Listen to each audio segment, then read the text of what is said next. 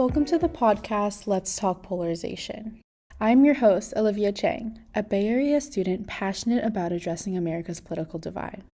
LTP examines political polarization in America through a multitude of lenses: the economy, social media, history, and more, to educate, stimulate civil discourse, and increase cross-partisan unity. Our bi-weekly episodes will include interviews with experts in the field and discussions between passionate individuals seeking common ground.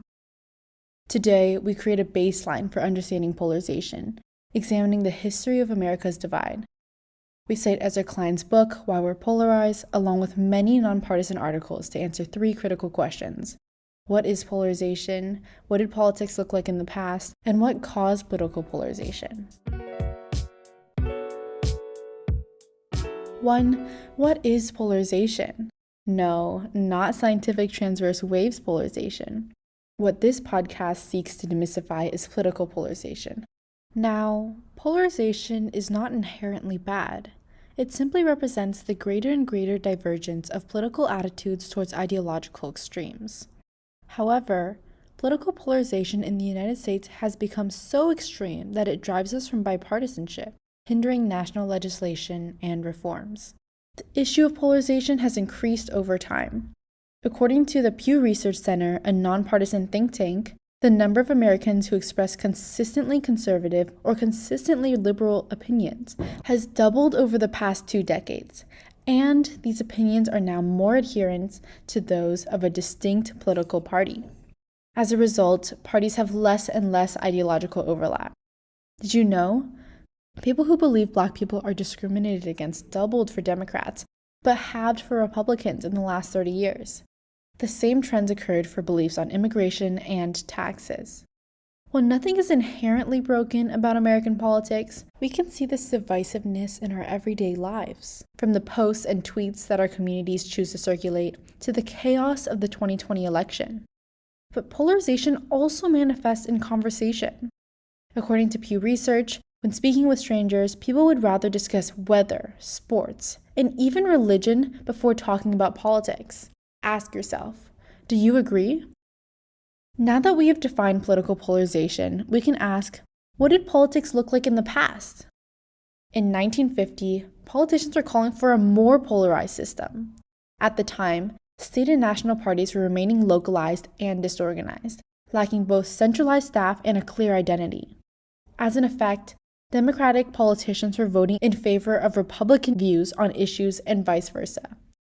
Both former President Roosevelt and his successor, Harry Truman, struggled to get their domestic programs through Congress, partly because of opposition from within their own party. Because candidates didn't vote based on their parties, voters who chose those candidates had no say in government decisions and legislation. So, what shifted politics, causing the political polarization we see today? One person who drove the radicalization of the House of Representatives in public is former Speaker of the House, Newt Gingrich. Gingrich sought to win a Republican majority in Congress, gaining legislative power over the Democrats.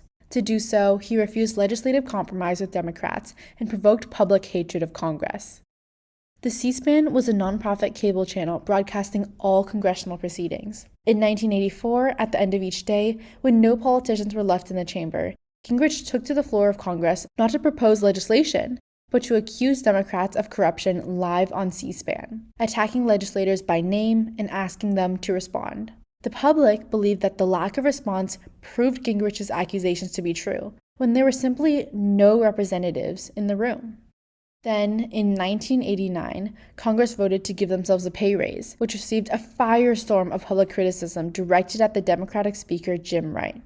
Although Gingrich had supported the pay raise, he turned it on the Democrats and their House majority.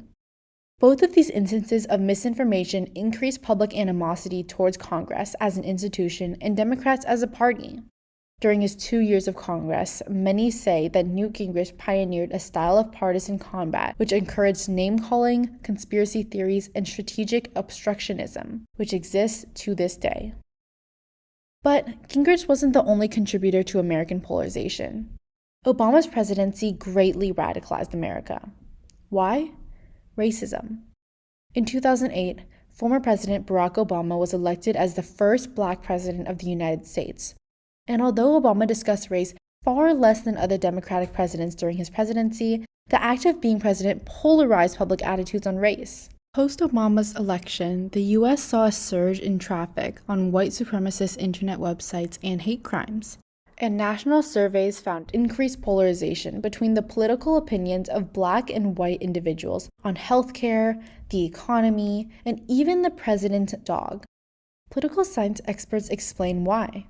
Even subtle exposure to an increased presence or the success of minorities subconsciously alters the racial attitudes of white individuals. For example, studies find that seeing Spanish people at the metro station makes white Republicans and Democrats vote more Republican on immigration policies. Professor of Political Science Nicholas Valentino finds voters used Obama's election as a sign that circumstances improved for Black people, even more than they previously believed.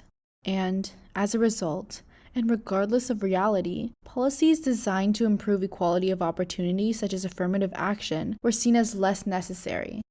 Another driving factor in our government's legislative stagnancy is the shift in filibuster policy. Senate members filibuster, holding the floor by talking to waste time when they don't want legislation to pass. If the rest of the Senate does not feel the legislation is worth the wasted time, they move on to new legislation, and the filibuster was successful. In the past, Senate members had to receive 41 Senate votes to sustain a filibuster, meaning the people performing the filibuster had to always be in the Senate, ready to vote. But today, Senate members only need to throw a switch and hold the floor for 1 hour a day to filibuster, and those opposed to the filibuster must have 60 votes at all times, switching responsibility onto the majority party. The new rules makes filibustering much easier, which is why the number of filibusters in 2019, 328, was over 45 times the number of filibusters 50 years ago, only 7. Unfortunately, that means presidents and the Senate have a harder time passing legislation, and thus the public sees less reform. Eventually, politicians began to realize the harms of political division, and a few would actively and publicly oppose it. In 2017, Congressional Representative Charlie Dent said he would not seek re-election because of American political culture's, quote, increased ideological rigidity that leads to dysfunction, disorder, and chaos. He illustrates this in an interview.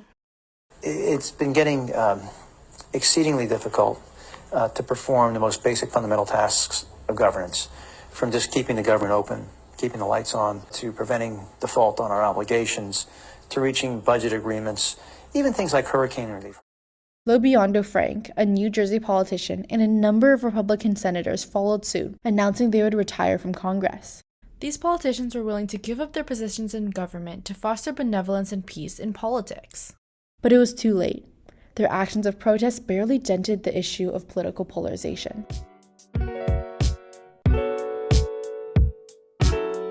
Thank you for listening to Let's Talk Polarization podcast. I hope you learned something new today. Tune in next week to learn how polarization looks today, how we continue to cause it, and what we can do collectively and individually to mitigate it. See you then!